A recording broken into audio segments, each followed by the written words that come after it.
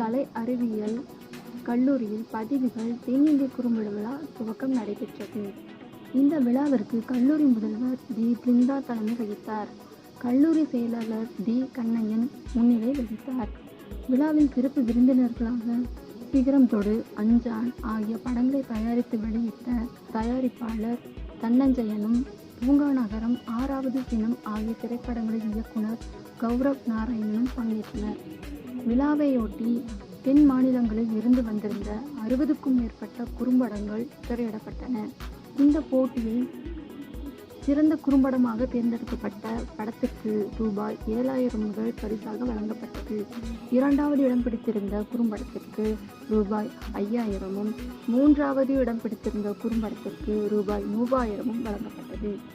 இதை தவிர சிறந்த இயக்குனர், சிறந்த நடிகர், சிறந்த திரைக்கதை ஆசிரியர், படத்தொகுப்பாளர் ஆகியோர் தேர்ந்தெடுக்கப்பட்டு தலா ரூபாய் 30,000 பரிசாக வழங்கப்பட்டது.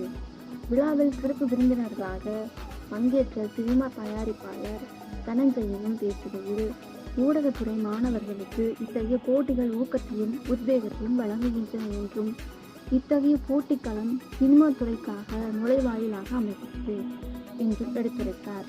விழாவில் கல்லூரி முதல்வர் ஏ. அங்குராஜ், விஷுவல் கம்யூனிகேஷன் துணைத் தலைவர் ஜி. ராதா உள்பட 400க்கும் மேற்பட்ட மாணவ மாணவியர் பங்கேற்றனர்.